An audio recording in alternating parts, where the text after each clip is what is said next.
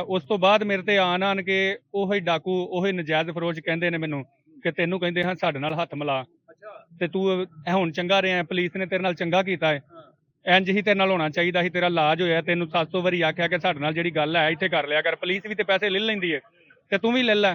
ਮੈਂ ਕਿਹਾ ਜਨਾਬ ਮੈਨੂੰ ਤੁਹਾਡੇ ਪੈਸੇ ਨਹੀਂ ਚਾਹੀਦੇ, ਮੇਰਾ ਅੱਲਾ ਹਾਫਿਜ਼ ਹੈ, ਮੈਨੂੰ ਮੇਰਾ ਅੱਲਾ ਆਪਣੇ ਇਮਾਨ ਚੋਂ ਦੇਵੇ, ਮੈਂ ਤੁਹਾਡੇ ਕੋਲੋਂ ਕਿਹੜੇ ਪੈਸੇ ਲੈਣੇ ਨੇ, ਮੈਨੂੰ ਪੈਸਿਆਂ ਤੁਹਾਡਿਆਂ ਦੀ ਨਹੀਂ ਜ਼ਰੂਰਤ। ਆਈਜੀ ਸਾਹਿਬ ਨੂੰ ਕੀ ਮੁਤਾਲਬਾ ਕਰੋ?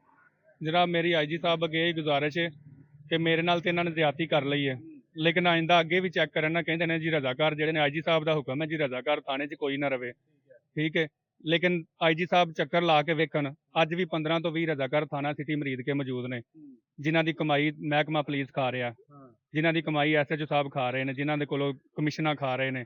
ਜ਼ਾਹਰ ਹੈ ਰਜ਼ਾਕਾਰ ਕੋਈ ਬੰਦਾ ਲਿਆਉਂਦੇ ਨੇ ਫੜ ਕੇ, ਲੱਖ ਮਿਲਦਾ 50 ਮਿਲਦਾ, ਉਹ ਐਸਐਚਓ ਨੂੰ ਮਿਲਦਾ, ਤੇ ਰਜ਼ਾਕਾਰ ਨੂੰ ਵੀ ਕੁਝ ਮਿਲਦਾ ਹੈ? ਜਨਾਬ ਉਹੀ 1000 1500 ਬਸ ਇਹੀ, ਇਸ ਤੋਂ ਇਲਾਵਾ ਕੁਝ ਨਹੀਂ? ਇਸ ਤੋਂ ਇਲਾਵਾ ਕੋਈ ਗੱਲਬਾਤ ਨਹੀਂ। ਗਲਤ ਕੰਮ ਵੀ ਕਰਵਾਉਂਦੇ ਨੇ ਰਜ਼ਾਕਾਰਾਂ ਕੋਲੋਂ? ਜਨਾਬ ਉਹ ਗਲਤ ਕੰਮ ਤੇ ਫਿਰ ਇਹਨਾਂ ਨਾਲ ਹੀ ਕਰਨੇ ਹੁੰਦੇ ਨੇ, ਜੇ ਕੋਈ ਬੰਦਾ ਕੋਈ ਸ਼ਰੀਫ ਆਦਮੀ ਫੜ ਲਿਆ ਉਹਦੇ ਵਾਸਤੇ ਰਜ਼ਾਕਾਰ ਕੋਈ ਸਾਬਤ ਕਰਕੇ ਮਦਈ ਬਣਾ ਦੇਣਾ, ਉਹਦੇ ਨਾਲ ਜ਼ੁਲਮ ਜ਼ਿਆਦਤੀ ਕਰਨੀ, ਉਹਦੇ ਕੋਲੋਂ ਪੈਸੇ ਲੈ ਲੈਣੇ ਕਿ ਬਈ ਤੇਰੇ ਤੇ ਆ ਚੋਰੀ ਆ, ਤੂੰ ਫਲਾਣੇ ਬੰਦੇ ਦੀ ਚੋਰੀ ਕੀਤੀ ਹੈ, ਮਦਈ ਹੈ, ਤੇ ਉਹ ਮਦਈ ਅਸਲ ਉਹਨਾਂ ਦਾ ਰਜ਼ਾਕਾਰ ਹੀ ਹੁੰਦਾ।